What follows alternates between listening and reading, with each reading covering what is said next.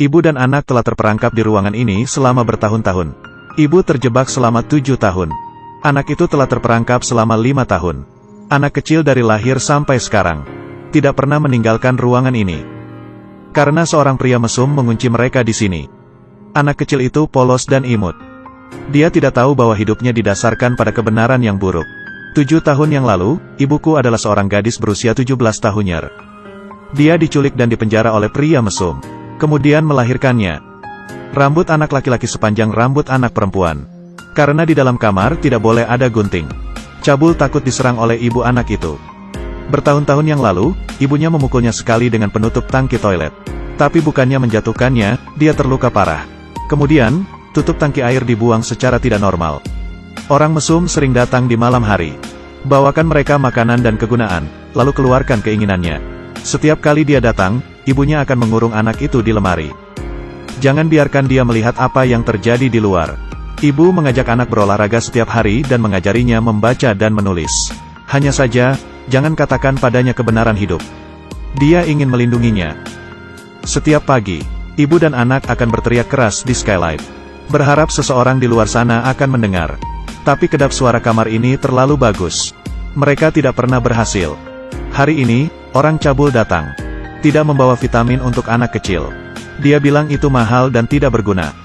Tapi untuk anak laki-laki yang hanya makan roti setiap hari, vitamin sangat penting. Selama percakapan, ibu saya belajar. Cabul telah menganggur selama 6 bulan, dia hampir kehabisan uang. Lalu dia sangat marah. Hampir menabrak seorang wanita. Larut malam ini, anak kecil itu menyelinap keluar. Lihatlah orang cabul. Dia terbangun dari seorang cabul dan ingin menyentuh bayi itu, jadi ibu saya juga bangun.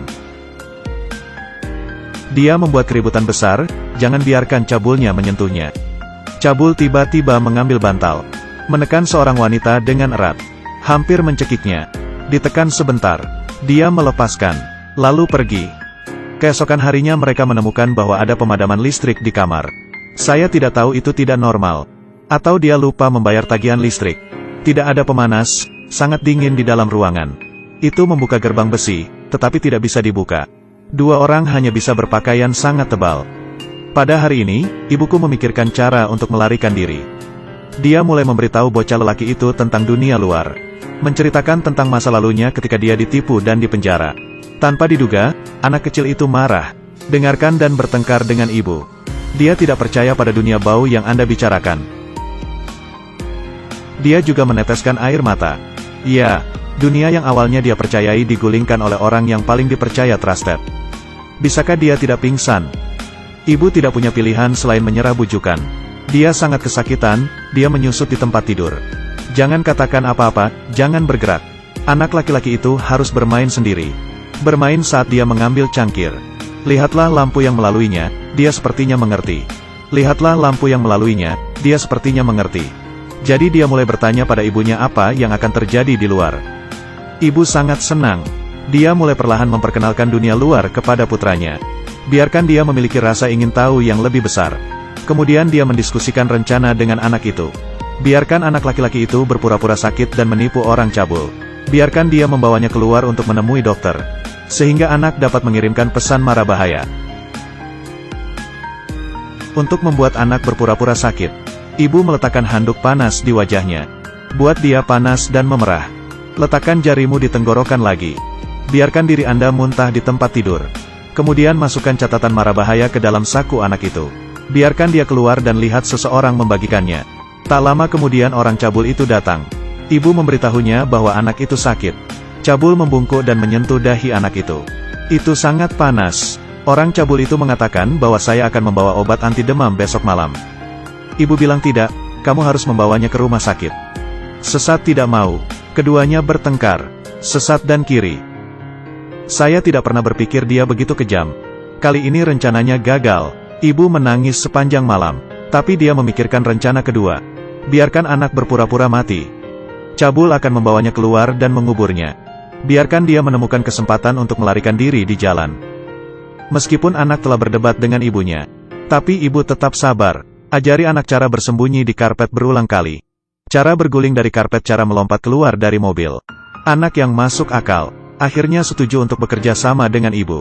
Terakhir kali keduanya berpelukan. Kemudian suara pintu terbuka berbunyi. Ibu dengan cepat menggulingkan anak itu ke karpet.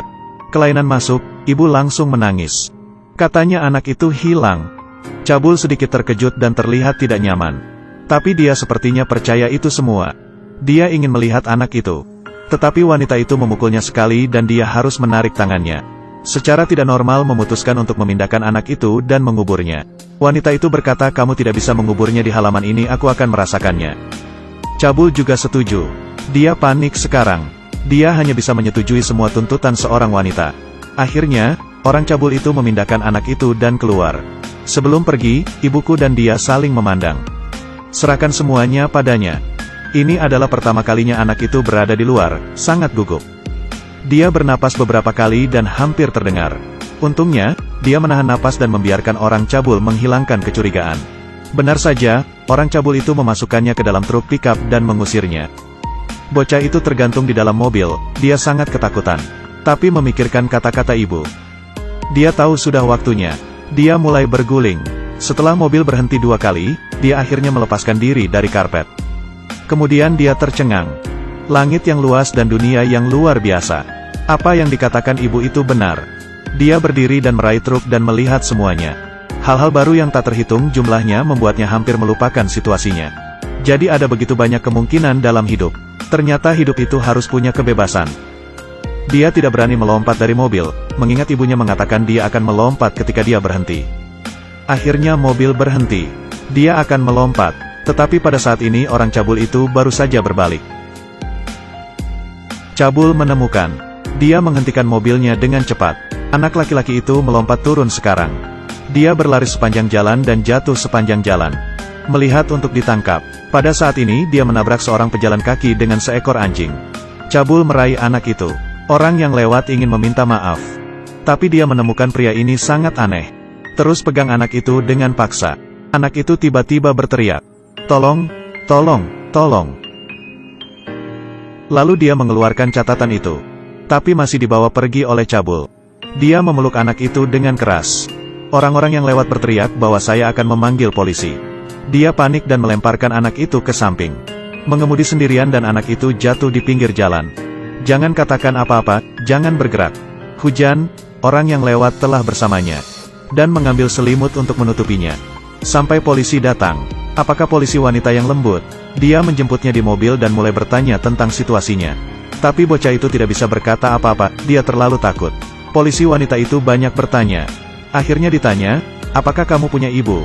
Anak laki-laki menjawab, tapi dia tidak bisa mengingat nama ibunya. Tidak tahu di mana ibu. Polisi wanita itu tetap sabar dan bertanya sedikit. Seperti apa kamarmu? Apakah ada jendela? Bagaimana matahari bersinar? Akhirnya anak laki-laki itu memberikan pesan utama. Kamarnya gudang. Polisi wanita itu terus bertanya bagaimana Anda melompat keluar dari mobil. Anak laki-laki itu berkata bahwa ibuku menyuruhku melompat ketika truk itu berhenti. Tapi saya tidak bisa melompat sampai pemberhentian ketiga. Polisi wanita itu segera menyampaikan pesan ini. Mengunci kisaran perkiraan 3 lampu lalu lintas. Dia segera menelepon kantor polisi. Polisi mulai mencari gubuk di daerah ini. Setelah beberapa saat, mobil polisi berhenti di sebuah rumah. Anak itu tampaknya merasa bahwa tempat ini sangat akrab. Dia berdiri di dekat jendela dan melihat keluar. Kemudian dia mulai menempel jendela. Mama. Akhirnya, dalam kegelapan, sosok yang dikenalnya berlari keluaran. Dia adalah ibunya. Dia berlari dan membuka pintu. Ibu dan anak berpelukan lagi, ibu dan anak berpelukan lagi. Ibu menangis begitu keras. Mereka telah melalui terlalu banyak. Tapi mereka akhirnya bebas. Tidak lama, abnormal dan ditangkap polisi. Semua masalah tampaknya terpecahkan. Tapi hidup adalah masalah yang sebenarnya. Bocah laki-laki itu berusia 5 tahun. Datang ke dunia luar untuk pertama kalinya. Dia sedikit tidak nyaman. Dia tidak berani berbicara dengan siapapun. Beritahu ibu terlebih dahulu jika Anda memiliki kebutuhan. Biarkan ibu memberitahu orang lain. Nenek ingin memotong rambut panjang anak itu. Tapi anak kecil itu sangat enggan. Dia mengatakan ini adalah kekuatannya. Keluarga tetap pengertian. Perlakukan anak kecil dengan lembut setiap saat. Perlahan biarkan dia rileks. Sampai hari ini, setelah kakek menemukan anak kecil yang pendiam. Sepertinya mengawasinya diam-diam. Jadi kakek pura-pura berbicara sendiri. Memimpin anak kecil itu ke dapur. Buatkan dia semangkuk sereal yang lezat. Bocah laki-laki itu akhirnya mengucapkan kata-kata pertama kepadanya. Apakah Anda benar-benar punya anjing? Hati anak itu mulai terbuka. Tapi ibunya mulai depresi. Dia mulai menyalahkan dirinya sendiri karena mudah tersinggung. Melihat foto masa lalu melihat gadis lain. Dia akan sangat tertekan. Karena dia tidak tahu mengapa nasib buruk terjadi padanya. Terkadang anak saya melihat telepon di sebelahnya. Bertengkar dia untuk tidur. Dia akan dengan kasar menendang anak itu keluar. Ibunya datang untuk membujuknya. Dia akan bertengkar hebat dengan ibunya. Dia menyalahkan penculikannya pada ibunya. Karena ibu mengajarinya menjadi orang baik. Kebetulan kebaikan ini sangat menyakitinya. Kemudian, sebuah media datang untuk mewawancarainya. Tuan rumah yang tidak bermoral mengajukan banyak pertanyaan berlebihan dalam wawancara. Apakah kamu pernah berpikir untuk bunuh diri? Ketika anak Anda tumbuh dewasa, akankah Anda memberitahu anak Anda tentang ayahnya? Masalah yang paling fatal adalah, ketika seorang anak lahir, kenapa kamu tidak membiarkan pria melemparnya ke rumah sakit? Agar dia bisa bebas, kenapa kamu tidak mengorbankan dirimu sendiri? Pertanyaan ini sangat menusuk hati wanita itu. Rasa bersalahnya menghantuinya seperti hantu. Membuat depresinya meledak. Larut malam ini, wanita itu bunuh diri dengan minum obat. Ketika anak mendengar ibu muntah, dia berlari ke toilet dan melihat ibunya yang tidak sadarkan diri. Dia berteriak keras, sampai nenek dan kakek tiri bergegas. Mengirim ibu ke rumah sakit. Sejak saat itu, ibu harus tinggal di rumah sakit. Psikoterapi. Ini adalah pertama kalinya anak laki-laki dan ibu berpisah. Dia mencoba belajar hidup sendiri. Pelan-pelan di bawah asuhan keluargaku. Dia telah mampu berbicara dengan percaya diri dengan orang asing. Setelah kakek membawa pulang anjing hari ini, anak laki-laki super bahagia, bersenang-senang dengan anjing. Tapi dia selalu merindukan ibunya. Terkadang dia melihat foto-foto ibu saya ketika dia masih muda. Dia akan bermeditasi. Dia mencoba memahami rasa sakit ibunya. Hari ini, dia tiba-tiba menemukan nenek. Tanya nenek apakah dia bisa memotong rambutnya. Karena menurutnya rambut adalah kekuatannya. Dia ingin memotongnya dan memberikannya kepada ibu. Nenek sangat senang. Potong rambutnya. Cuci rambut anak itu setelahnya. Keringkan rambutnya. Anak itu tiba-tiba mengatakan sesuatu. Nenek, aku sayang kamu. Nenek mendengarkan. Sakit hidung. Meneteskan air mata. Aku juga mencintaimu, Jack. Beberapa hari kemudian, seorang anak mengetuk jendela tiba-tiba. Cari anak laki-laki untuk bermain. Anak laki-laki itu keluar. Dia bersenang-senang. Sama seperti anak normal. Adegan ini kebetulan dilihat oleh ibu yang pulang. Dia tersenyum menghibur. Dia keluar. Anak itu melihatnya bergegas ke arahnya. Mereka saling berpelukan erat. Jadi ibuku jauh lebih baik. Dia memberitahu anak laki-laki itu ketika dia melihat rambut yang dia berikan kepadanya. Dia tahu dia akan menjadi lebih baik. Kemudian, hidup benar-benar menjadi lebih baik. Seluruh keluarga penuh dengan sukacita dan tawa. Ibu dan anak sering keluar untuk melihat dunia, semuanya begitu baru. Semuanya begitu indah. Setelah itu, ibu dan anak kembali ke kamar tempat mereka di penjara. Kunjungan terakhir, bocah itu masuk dan tiba-tiba menemukan bahwa dia tidak bisa mengenali ruangan ini. Apakah lebih kecil? Bukankah dia sudah dewasa? Akhirnya, bocah itu mengucapkan selamat tinggal pada furnitur yang dulu tumbuh bersamanya. Selamat tinggal tanaman, selamat tinggal kursi, selamat tinggal lemari pakaian. Dia meminta ibunya untuk mengucapkan selamat tinggal pada ruangan ini. Kata ibu dalam hati, selamat tinggal kamar. Mereka akhirnya menerobos kandang.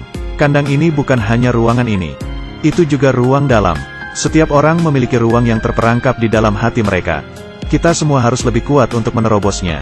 Tapi seperti kata nenek, tidak ada yang bisa kuat sendirian. Kita semua harus membantu orang yang kita cintai. Gunakan kerjasama dan dukungan untuk membuat mereka lebih kuat.